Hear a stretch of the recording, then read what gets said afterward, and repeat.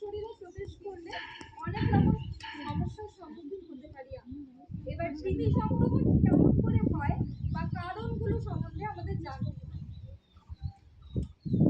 প্রথমত কৃমি সংক্রমণ আমরা যে জুতো পরি না, এই যে অনেকেই দেখছি জুতো ছাড়া স্কুলে আসছো, খালি পায়ে আসছো, এই খালি পায়ে আসাটা যাবে না, জুতো পরে সবসময় আসতে হবে। খালি পায়ে আসলে কি হবে, কৃমি ওই পায়ের তলা দিয়ে আমাদের শরীরে প্রবেশ করে। দূষিত জল পান, তার মানে কি, যদি আমরা জলটা ফুটিয়ে না খাই বা বিশুদ্ধ জল পান না করি, তাহলে আমাদের কৃমি সংক্রমণ হতে পারে।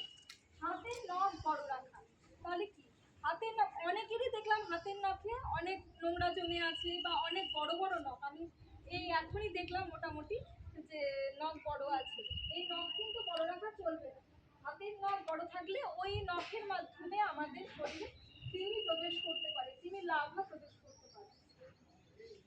কৃমি দূরীকরণের উপায়, তাহলে হচ্ছে আমাদের এই কৃমি সংক্রমণের ফলে যে কৃমি সংক্রমণ হওয়ার পরে যে কৃমি সংক্রমণ থেকে বাঁচার যে উপায়গুলি রয়েছে সেগুলি হলো ফল সবজি ধুয়ে নেওয়া।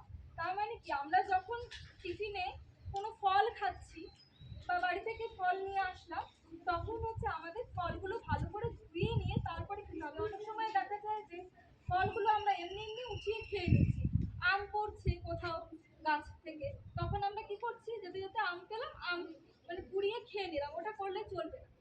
তখন আমাদের কি বাড়ি গিয়ে ভালো করে ধুয়ে তারপরে আমটাকে কেটে খেতে হবে, এটা হচ্ছে ব্যাপার। আর হচ্ছে বাড়িতে শাকসবজি যখন মা রান্না করে তখন বলবে যে শাকসবজিগুলোকে ভালো করে ধুয়ে পরিষ্কার করে তারপরে জানি রান্না করে, রান্না এরকম আধোয়া সবজি করা যাবে। সঠিক সিদ্ধ খাবার গ্রহণ, তার মানে কি, আমরা যখন খাবার খাই তখন হচ্ছে যদি সেটা অর্ধেক সেদ্ধ থাকে বা কোনো রকম সেদ্ধ না থাকে, তাহলে সেই খাবার খাওয়া যাবে না। একদম সেদ্ধ করা খাবার আমাদের খেতে হবে, তার ফলে কৃমি সংক্রমণটা আমাদের হবে। নিয়মিত হাত ধোয়া, আমাদের পায়খানা করার পরে বা কোনো রকম খাওয়ার আগে হাত পরিষ্কারভাবে ধুতে হবে, পরিষ্কারভাবে ধুতে হবে, স্নান প্রতিদিন করতে হবে। সাবান দিয়ে হাত ধুতে হবে এবং স্নান প্রতিদিন করতে হবে। স্নান প্রতিদিন না করলে কিন্তু কৃমি সংক্রমণ বাড়তে পারে। ছোট ছোট করে ভিডিও